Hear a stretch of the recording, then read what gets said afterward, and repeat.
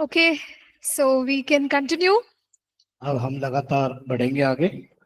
We were talking about the different structures that churches have chosen. और हमने अलग प्रणालियों को, तरीकों को देखा जो कलीसियाओं ने चुना या उस कार्य के लिए।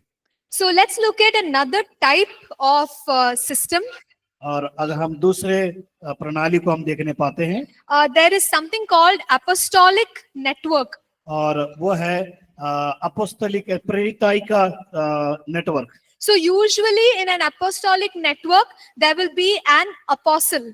और जो प्रेरित लोग का जो नेटवर्क है उसमें केवल प्रेरित लोग ही संबंधित किया जाते हैं कलीसिया में। So there is one apostle, वहां पर एक प्रेरित होता है, and there are many churches that have been planted through that apostle. और उस प्रेरित के द्वारा कई कलीसियाओं की स्थापना की गई है। All the churches have one vision. और सभी कलीसियाओं का एक ही दर्शन होता है, बहुगणित दर्शन होता है। So this is also a good system. और वो भी एक अच्छा तरीका है।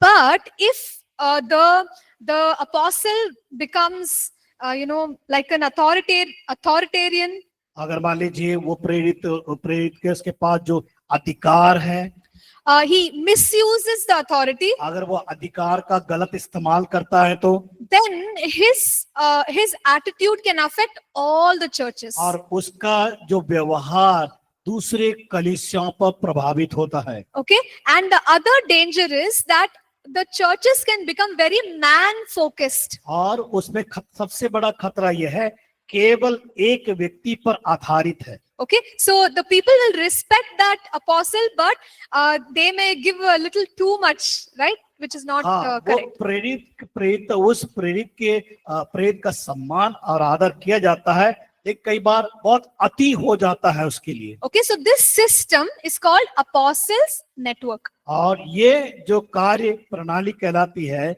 वो है प्रेरितों की कलीसिया का network. And there are some churches that are called house churches. और कुछ कलीसिया का कार्य प्रणाली है घरेलू कलीसिया के रूप में। So what happened is that in the big church, people may feel lost. और बड़े कलीसिया में क्या होता है, लोग असंतोष को महसूस करते हैं और अपने आप को अकेलापन महसूस करना शुरू कर देते हैं। So the house churches were started. और इसलिए घरेलू कलीसिया का निर्माण हुआ है। So people meet in homes. लोग घरों में इकट्ठा होते हैं।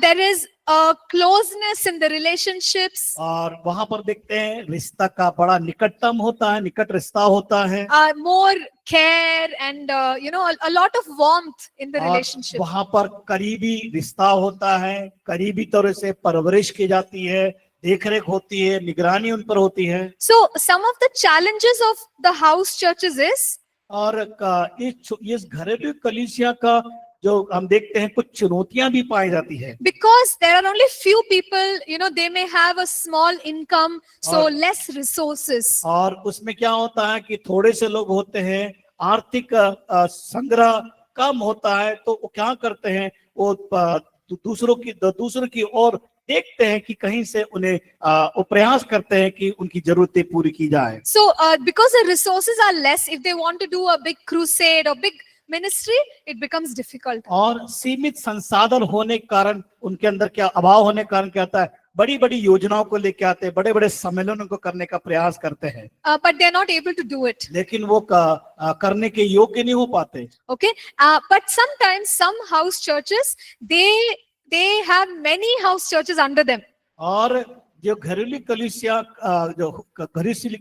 घरेलू कलीसिया का एक प्रभाव ये होता है कि उनके अंतर्गत बहुत से और भी घरेलू कलीसियां पाई जाती है। So in the US, I know of one church where they only meet in the house. और अमेरिका में इस प्रकार हमने समझा, वहां पर एक घरेलू कलीसिया है जहां पर लोग इकट्ठा होते हैं। So the people of the church, they all meet in different homes. और क्या होता है कि वहां पर अलग अलग स्थानों में लोग इकट्ठा होते हैं Only once in a month they will come together as a big church. और महीने में एक बार वो एक साथ वो घरेलू कलीसिया इकट्ठा होती है। What is the advantage? उसका फायदा क्या है? Closer relationships in the small groups और छोटे समूह में लोग रिश्ता ज्यादा गहरा बनाते हैं and less cost और उसमें कम खर्चा होता है because they have to come together once so they can spend for, the lights, LED, all of that. क्योंकि महीने में एक बार इकट्ठा होते हैं तो बिजली का लाइट का खर्चा कम बढ़ता है। Okay, so some churches like to have this home-based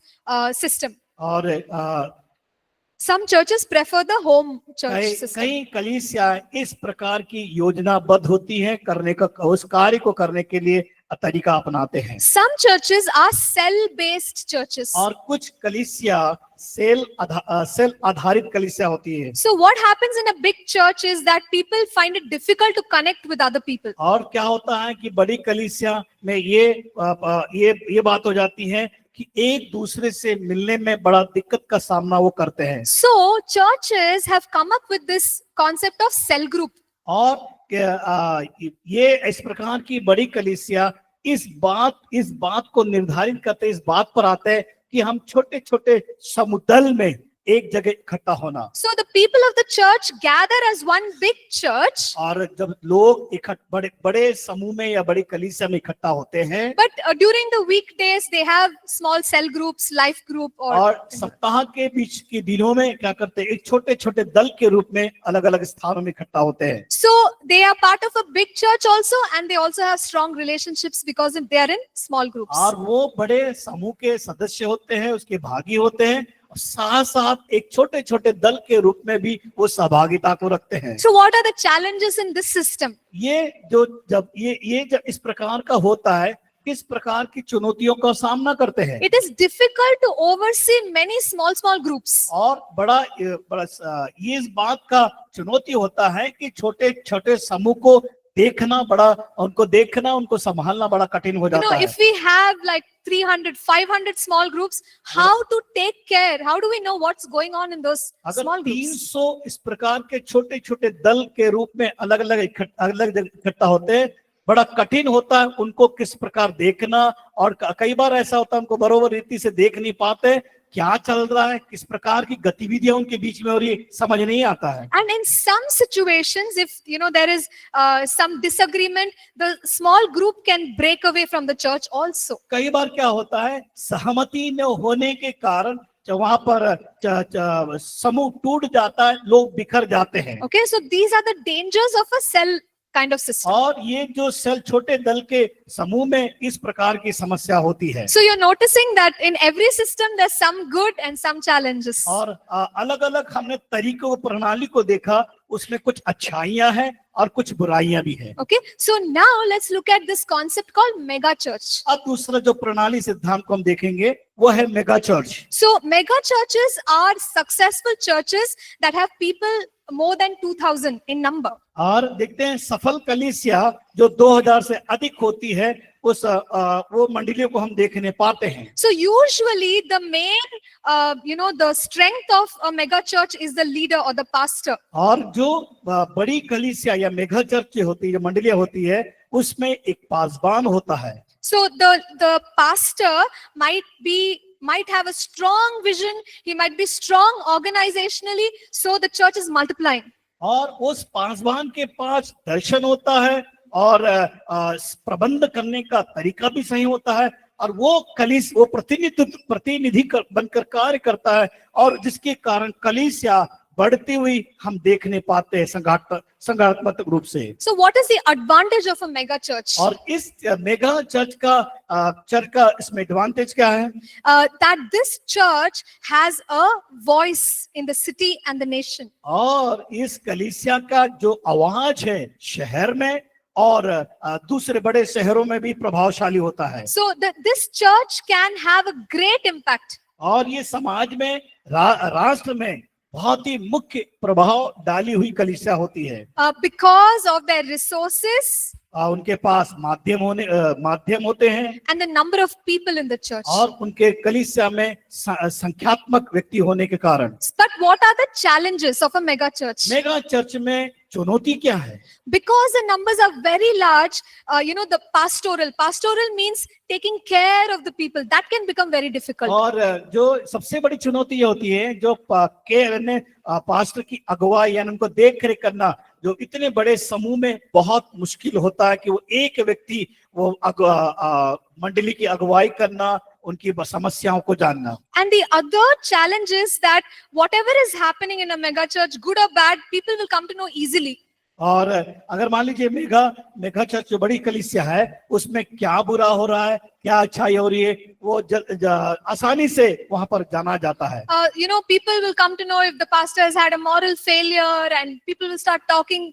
Everything happens अगर faster. मान लीजिए कुछ बात ऐसी हो गई कि पास्टर कहते उसके नैतिक चरित्र में उसका गिरावट आ गया, नैतिक उसकी जीवन सही नहीं है, ये सब आपस में लोग बात करने के द्वारा लोग जल्दी से गलतियों को समझ पाते, जान पाते हैं। So usually mega churches have media and greater visibility. और वहां पर मेगा चर्च में बड़ी जो कलीसिया में हम देखते हैं वहां पर मीडिया की बातें होती है और ध्यान आकर्षित करती है। Okay, so there's nothing wrong with a mega church. Mega church होना, बड़ा कलीसिया होना कोई गलत बात नहीं है। Okay, we just have to understand how to fix the challenges. और इस बात को हमें समझना है कि चुनौतियों को हम किस प्रकार समाधान कर सके और समाधान हम कर सकने पाते हैं। There's another concept, it's called multi-site churches. दूसरा जो प्रणाली तरीका वो है विभिन्न स्थानों में स्थापित की कलीसिया। So basically it's one church in different locations. और एक कलीसिया एक स्थान में कलीसिया लेकिन अलग अलग स्थानों में पाई जाती है। Does it sound familiar?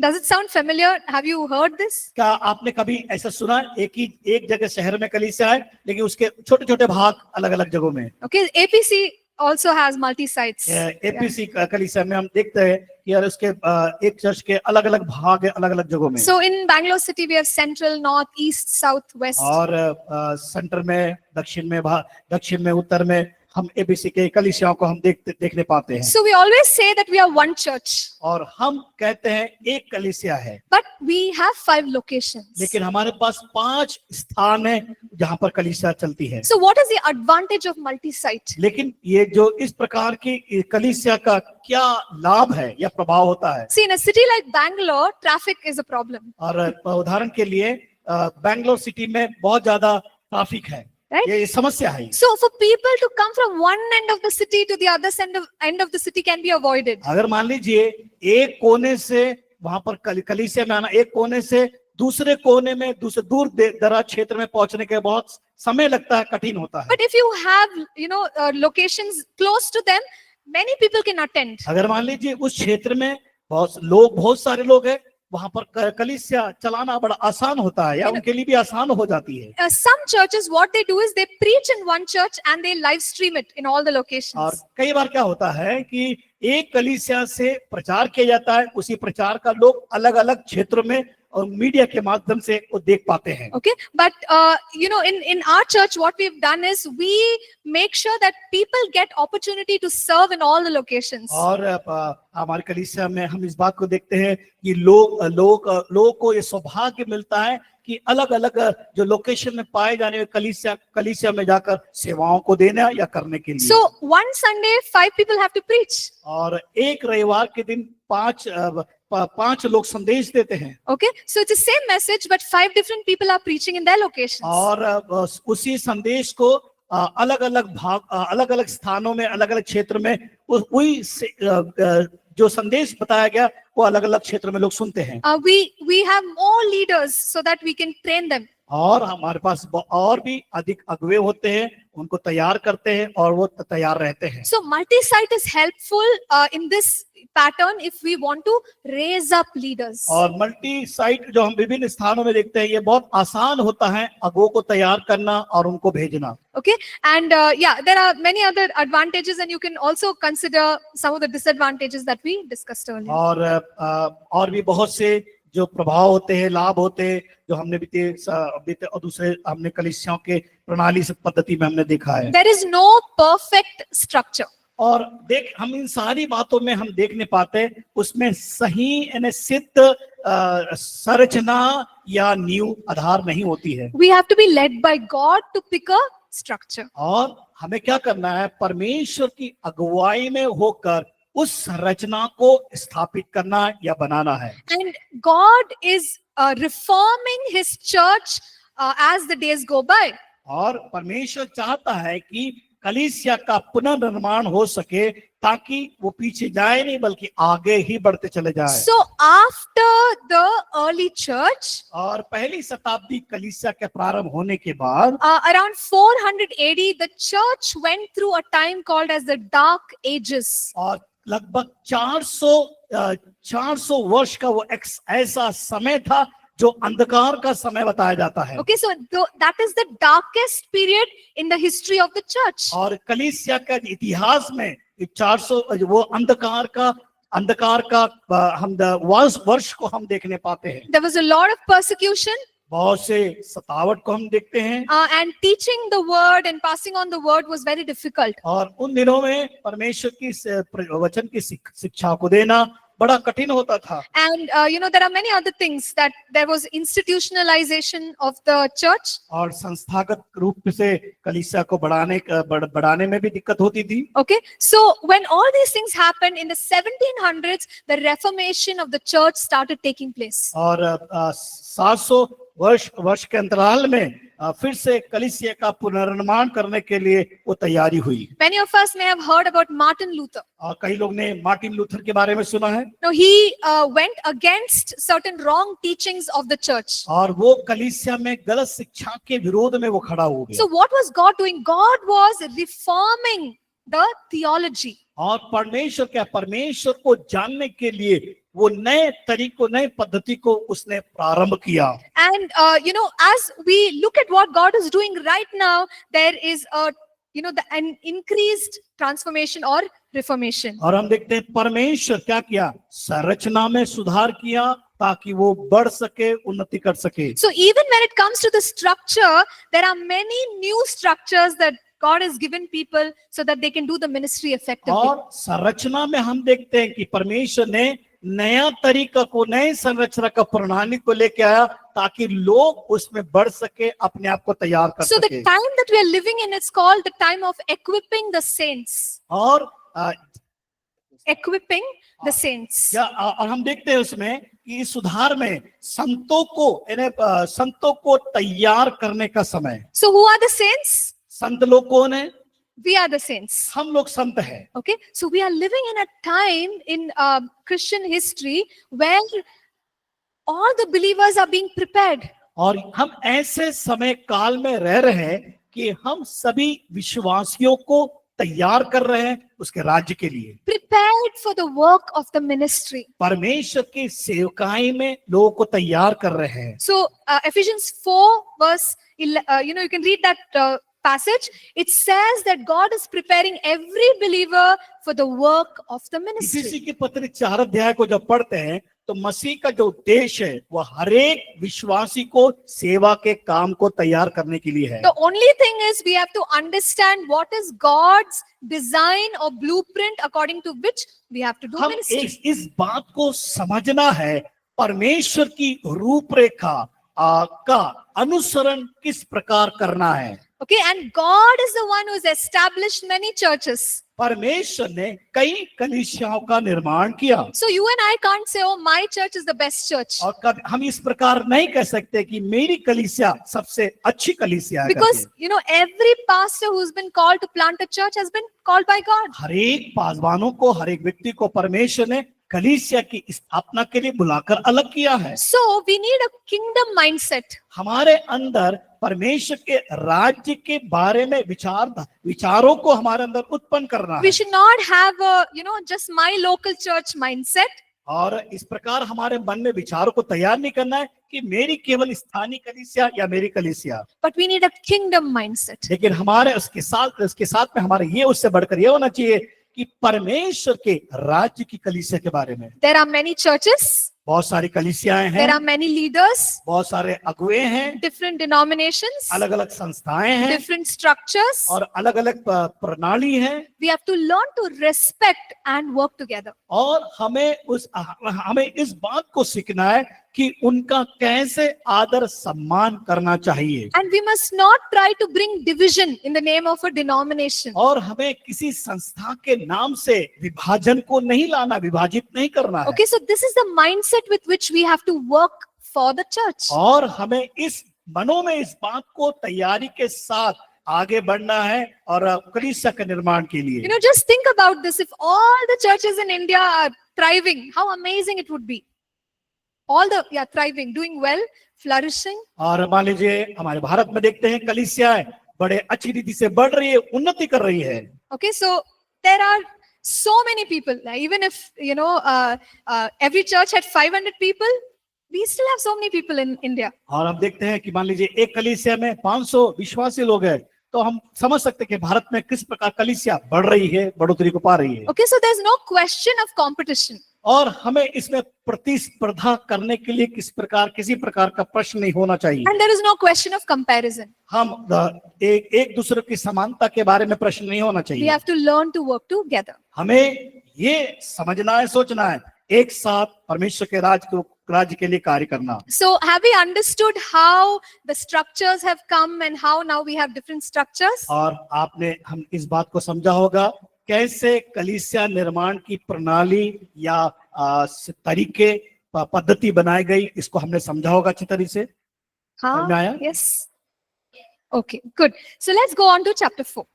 आगे बढ़ेंगे चौथे अध्याय में। This talks about the stages of development of a church. एक अवस्था कलीसिया की उन्नति और विकास के लिए। No, just like you and I, we were a baby and then we started crawling, walking. In the same way, the church goes through stages of growth and development. जिस प्रकार हम छोटे में बालक थे, कैसे लुढ़कते थे, हमारी चाल किस प्रकार होती थी, और हम उसी प्रकार कलीसिया की बढ़ोतरी के बारे में, स्थानीय कलीसिया की उन्नति और विकास के बारे में हम देखने पाते हैं। See, we can consider some churches that were there in the first century.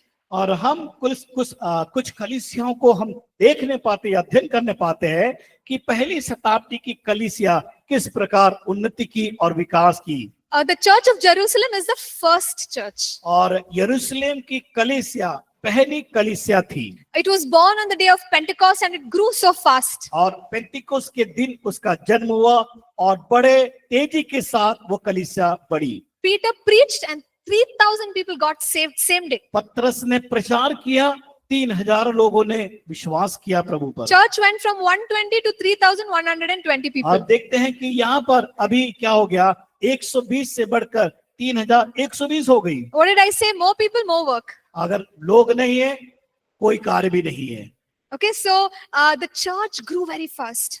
कलीसिया बड़ी तेजी से बढ़ती हुई। And we see that the Church of Jerusalem had small groups. They were meeting house to house. और हम देखते हैं कि यरूशलेम की कलीसिया में घर घर में छोटे समूह में वो इकट्ठा होते थे, सभाओं को करते थे। Slowly they selected deacons. और धीरे से उन्होंने डीकनों को चुनाव किया। Slowly they started sending people to other places to proclaim the gospel. धीरे धीरे दूसरों को वहां पर लोग तैयार करके सुसमाचार के लिए भेजना शुरू किए। And because of the Church of Jerusalem, slowly what started happening is new churches were planted. और यरूशलेम की कलीसिया के कारण देखते हैं कि धीरे धीरे छोटी छोटी नई कलीसियाओं का भी स्थापना की गई। Okay, and in the Church of Jerusalem there were apostles and elders. और वहां पर देखते हैं प्रेरित लोग, वहां उस यरूशलेम कलीसिया में प्रेरित लोग और डीकन लोग भी वहां पर उत्पन्न हुए। There's another church in Acts 11 called as the Church of Antioch. और प्रेरितों के काम की पुस्तक 11 अध्याय में हम वहां पर देखने पाते हैं दूसरी जो कलीसिया है वो अंताकिया की कलीसिया। It was planted by believers. और ये जो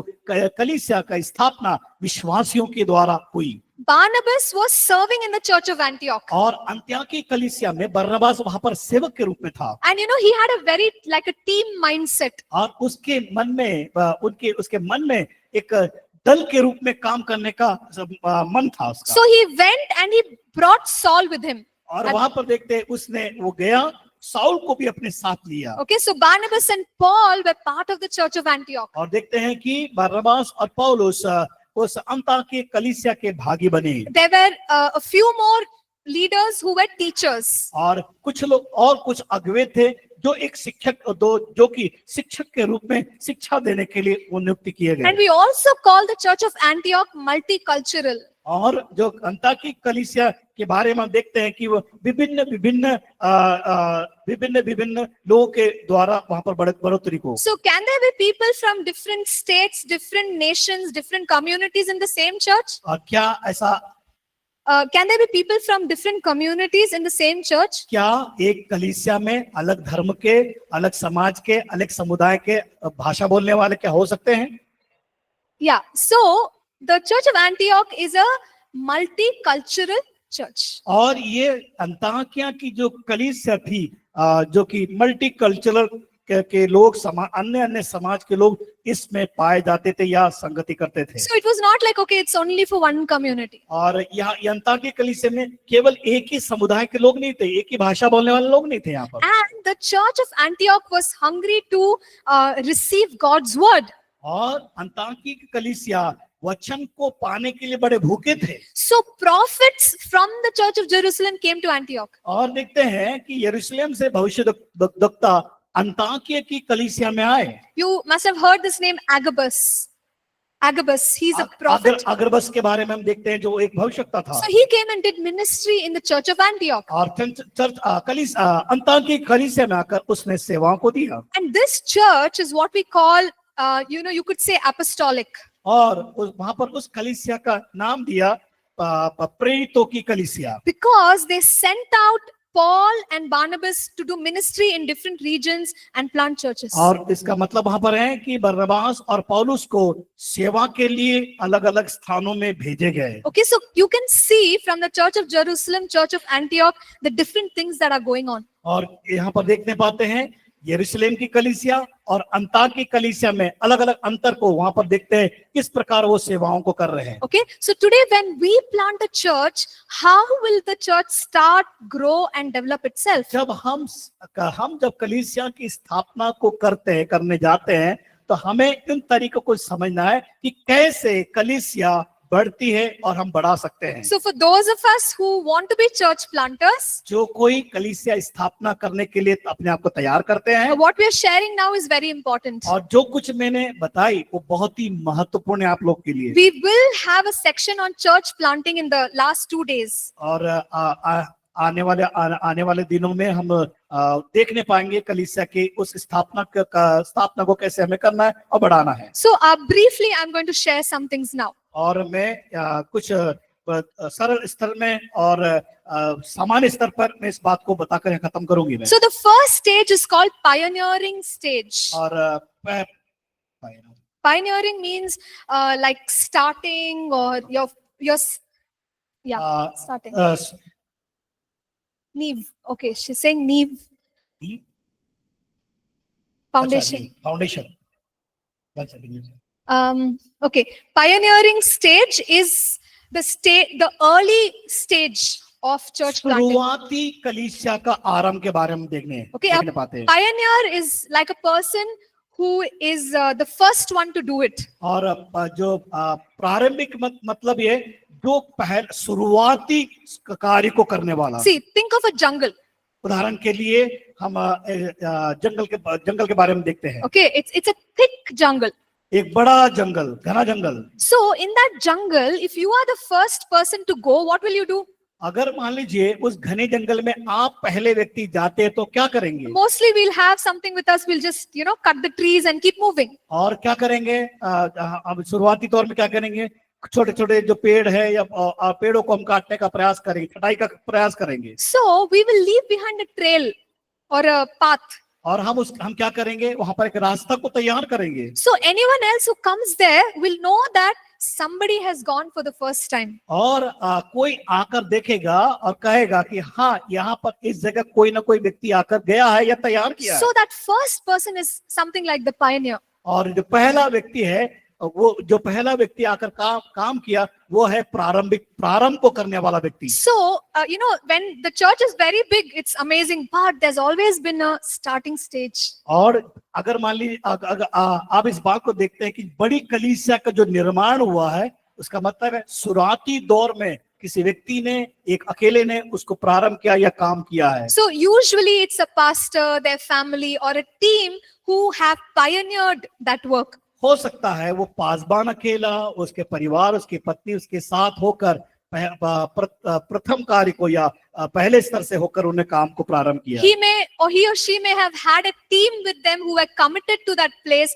and they did the hard work. और उन्होंने प्रारंभिक समय में उन्होंने कठिन प्रयास करके, मेहनत करके उस कलीसिया का निर्माण किया, उसको आगे बढ़ाने के लिए। So what kind of things are required in the pioneering stage? जब शुरुआती दौर में जो काम को करते हैं, किन किन अवस्थाओं को पार करना पड़ता है या जरूरतें होती है। There is a requirement to spend time in prayer, intercession. और इस जो शुरुआती दौर में क्या करना है, हमें अकेले बैठ के प्रार्थना करना है, मध्यस्थता की प्रार्थना को करना है। Okay, so we are engaging in spiritual warfare for that territory. और वो जो स्थान है, जो गढ़ है, वहां पर क्या करना है, उसके आत्मिक एक लड़ाई को वहां पर प्रारंभ करना है। And then for us we have to establish communication with the people there, with the churches, pastors. और वहां के लोगों से बातचीत करना, मिलना, पासबानों के साथ रिश्ता बनाना। So this is a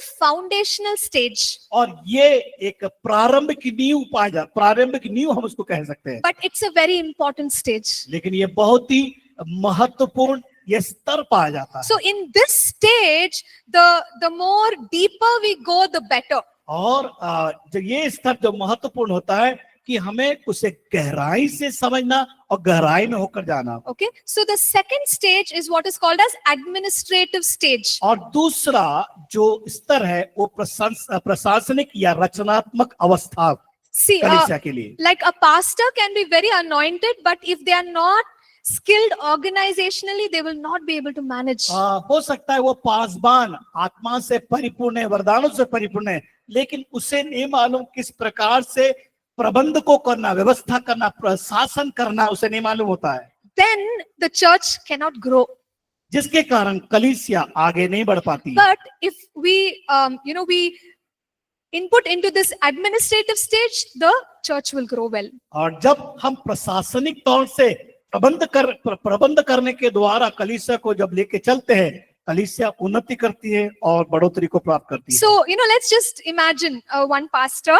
मान लीजिए उदाहरण के लिए एक पासबान है। 1 to 2 years, it's a foundational time. और उसका एक पहला और दूसरा साल एक शुरुआती दौर होता है, शुरुआती का वर्ष होता है। So let's imagine from year 3 to year 6, it is administrative process. और आप 3 से 6 साल का जो वर्ष है उसके लिए वो प्रशासनिक यानी प्रबंध करने का वर्ष होता है। So he has to put together the systems, processes required for the church. और उसको क्या करना होता है, कलीसिया के नियम को तैयार करना, कलीसिया का संचालन किस प्रकार करना, उसको उन बातों को निर्माण करने का स्थापित मानकों को और निर्देशों को स्थापित करने का समय होता है। He has to set the standards, the guidelines, the values. और उसे निर्देशों को तैयार करना पड़ता है, भूमिका को निभाना पड़ता है और मानकों का और क्या सदस्यगण पालन करना है कलीसिया की बातों का, उस सब बातों को तैयारी करने प्रक्रिया होती है। Okay, so this is like a system. वो एक क्रिया होती है। I'm just giving you an example. For example, the church format. उदाहरण के लिए एक चर्च की प्रणाली। So maybe at this administrative time you decide, okay, first we'll have worship, then we'll have announcements, then we'll have the word.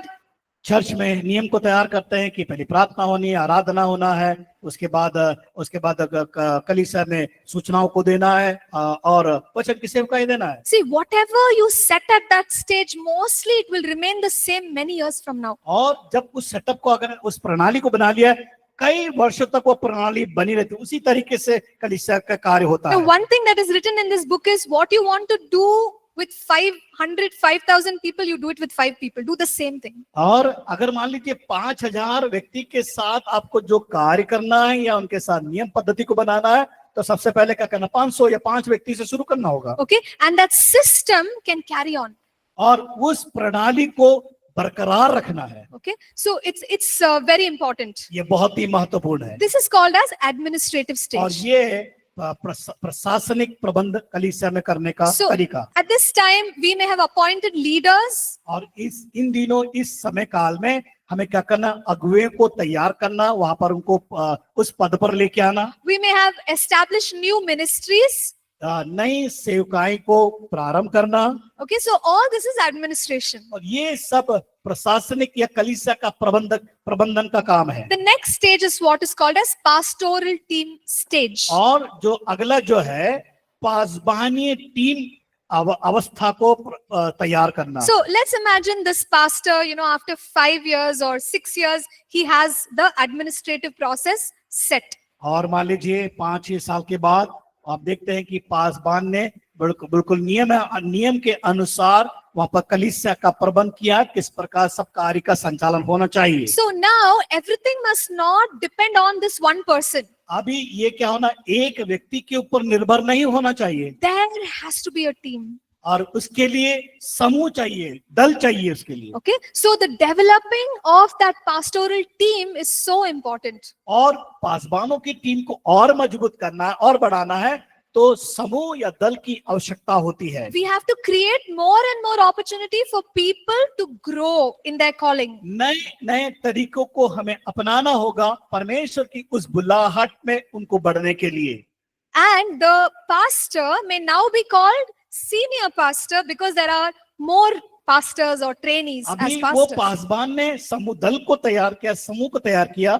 अब दल के हाथ में सब जिम्मेदारी देने के बाद अब उसका उत्तरदायित्व या उसका काम ये होता है एक मुख्य यानी सीनियर पासबान यानी प्रधान पासबान के रूप में कार्य करने के लिए। And by now there are systems where people can also be taken care of. और ताकि लोग उसके अनुसार अपनी जिम्मेदारियों को निभा सके, जिम्मेदारी को लेकर चल सके। Now the pastor has many other pastors who can handle the work. अभी कई सारे पासबान के पास कई सारे पासबान हैं ताकि सही रीति से सब काम को करने के लिए। So the next stage that the church and the pastor will go into is called as the equipping stage. और मान लीजिए अभी ऐसा वो स्तर पे आ जाता है पासबान कि लोगों को मजबूत करने के लिए, वचन की शिक्षा में पालन करने के लिए वो योग्य बन जाता है। So now the pastor and the pastoral team can equip the people. They can spend time on equipping the people. अब क्या करेंगे, इस दल का काम क्या है, लोगों को मजबूत करना, उनको तैयार करना,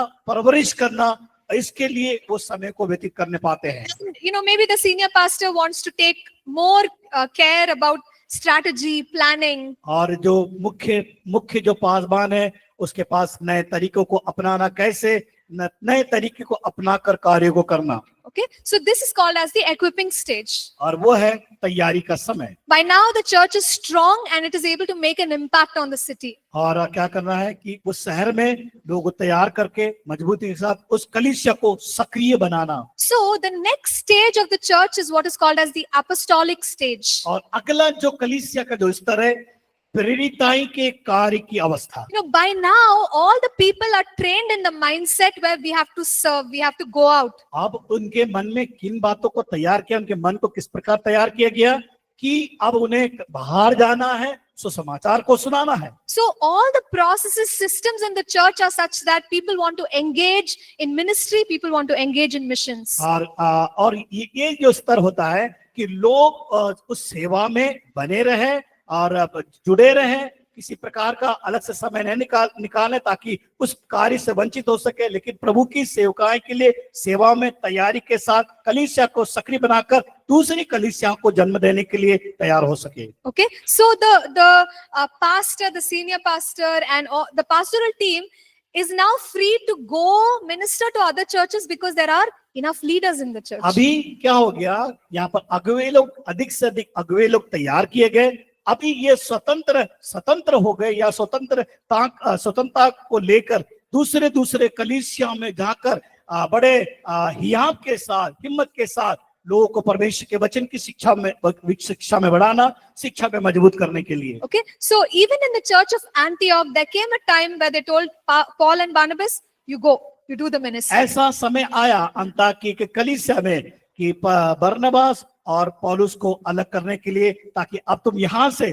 दूसरे जगह जाकर कलीसिया की स्थापना कर Okay, so सके। that was an apostolic church. और ये प्रेरिताई की कलीसिया थी। Apostolic means sending out. और प्रेरिताई का मतलब है भेजे जाना। Okay, so that we are making impact not just in our local church but outside our local ये church. केवल हमारे स्थानीय कलीसिया के नहीं, बल्कि कलीसिया के बाहर दूसरे क्षेत्रों में भेजे जाना। So for a pastor to take the church through all these stages requires great anointing, great wisdom. अगर इस स्तर पर पासवान को बढ़ना है, जाना है, इस स्तर पर कलीसिया को लेकर आना है, उसे क्या करना है? पवित्र आत्मा का अभिषेक होना है, पवित्र आत्मा की भरपूरी होना आवश्यक है। And when the church is going through these stages, there will be times where things have to change. और जब ऐसे स्तर पर बढ़ते हैं, कलीसिया बढ़ रही है, तो कई बार सोचना होगा हमें उस कार्य पद्धति को बदलने के लिए भी। But change is not easy for people. कई बार ऐसा होता है, जब बदलाव आता है बड़ा कठिन होता है लोग उसको बदलने के लिए। You know, the pastor may have a strong vision, but the people may not be willing to change. हो सकता है पासवान के पास बड़े मजबूत दर्शन या सक्रिय दर्शन उसके पास होते हैं, कई बार विश्वासी लोग उसके लिए सक्षम नहीं होते So हैं। from the beginning, we need a mindset where we are saying we have to get better, we have to be more effective. हाँ, शुरुआती दौर से उन बातों को बताना है, हमें अच्छे होना है, बढ़ना है, उन बातों को जब बांटना बहुत जरूरी है। So from the beginning, you know, whether it's the leadership team or people whom we are training, we have to keep pushing them to go forward. और हमें शुरुआती दौर से उन्हें हमें तैयार करना है, उन्हें हमें प्रोत्साहन देना आगे बढ़ने के लिए, ताकि उनकी उम्मीदें बरकरार रह सके और परमेश्वर के राज्य के लिए नए लोगों को तैयार कर See, सके। when we get very comfortable with our ministry, we just want to settle down. I'm okay doing this. कई बार हम अगर समझौता कर लेते से यार बस ठीक मेरे लिए ही है,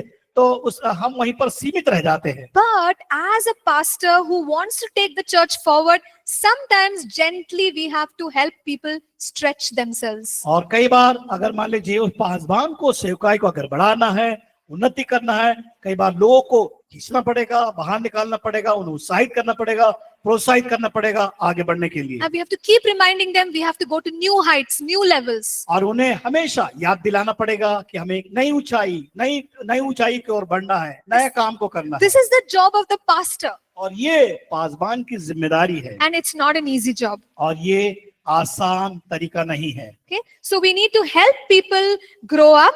और हमें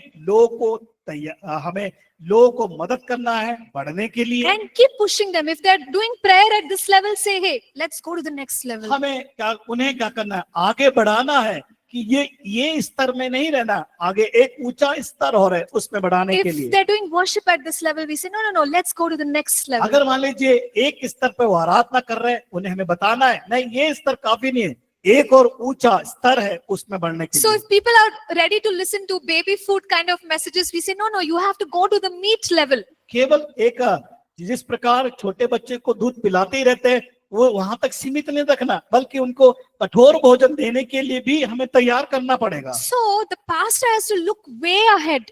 और पासवान को देखना पड़ेगा उस स्तर को, जो उनकी बढ़ोतरी को किस प्रकार हम कर सकते And हैं। have a vision. दर्शन होना है, And to push people और लोगों forward. को क्या करना, आगे बढ़ाने के लिए धकेलना होगा। That didn't sound very good.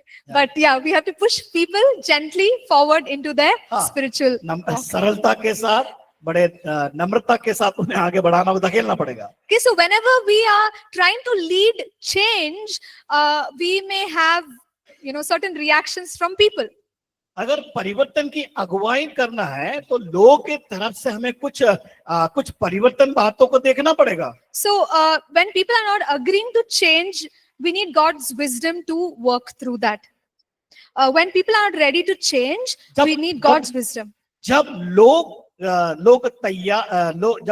तैयार रहते हैं या तैयारी की ओर आते हैं, तो उसके समय क्या होना है? परमेश्वर का ज्ञान और आत्मा की अगुवाई होने की See, आवश्यकता है। another responsibility of the pastor is to put the right people in the right place at the right time. तब परमेश्वर की तब पासवान का जिम्मेदारी क्या होता है? सही व्यक्ति को सही समय पर, सही जगह पर, नियुक्त करना होगा। So prayerfully we have to identify what is the calling and then we have to guide them. और हमें क्या करना है, उसकी उनकी बुलाहट को समझना है, सही रीति से उनको मार्गदर्शन करना होगा उनको आगे बढ़ने के लिए। And going to new levels is not easy. और एक नए स्तर में बढ़ने के लिए आसान नहीं होता है। So when we go to the next level, there are new challenges, new और difficulties. जब हम एक नए स्तर पर बढ़ते ऊंचाई पर जाने की कोशिश करते हैं, वहां पर चुनौतियों का बड़ा सामना करना पड़ता है। See, but the leadership that the pastor has to offer has to be strong and very godly. और पासवान की क्या जिम्मेदारी है, वो ईश्वर तो उसके अंदर होना चाहिए, परमेश्वर का स्वभाव उसके अंदर होना चाहिए उस काम को करने के लिए। Okay, so from what we can see, it's not easy to lead a church. और ये एक आसान नहीं है जब हम देखते हैं कलीसिया में एक होने के नाते, But with the grace of God, we can do it. लेकिन परमेश्वर के अनुग्रह के द्वारा हम इन कार्यों को आसानी से कर सकते हैं। So today we have completed 4 chapters. आज हमने 4 अध्यायों का पूर्ण किया है। Okay, but we will try to complete this book in maybe 3 days. और 3 दिन में ये पूरी पुस्तक को समाप्त करने के लिए प्रयास करेंगे। We will try हम लोग प्रयास करेंगे, because we have one more book that we have to complete. एक पुस्तक और है।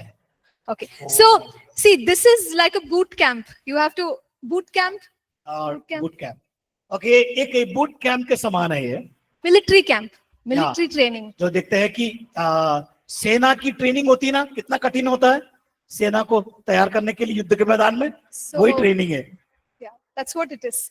बस वही है, सेना को युद्ध के मैदान में आने के लिए सेना तैयार हो जाओ। So you come here for your training.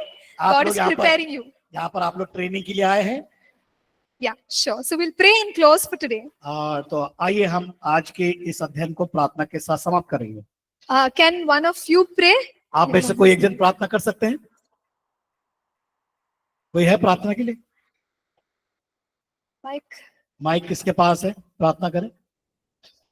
Yes, please pray.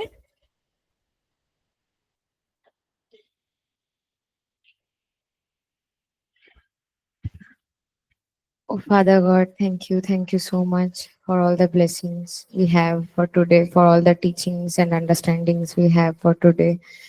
And thank you that you are growing us as a military and we are learning every day and our characters are being developed every day. I thank you so much from all of us. I thank you, Father God, for teaching us that well. You are the best teacher I know. And thank you for our pastors who are leading us and guiding us towards your mission in our life. Thank you. I ask the prayer in the name of Jesus. Amen. Amen. And thank you. Thank you, everyone. God bless you. So we will meet tomorrow afternoon. कल फिर मिलेंगे। Thank you to all the online students. Yeah, really appreciate you joining consistently. Thank you. God bless.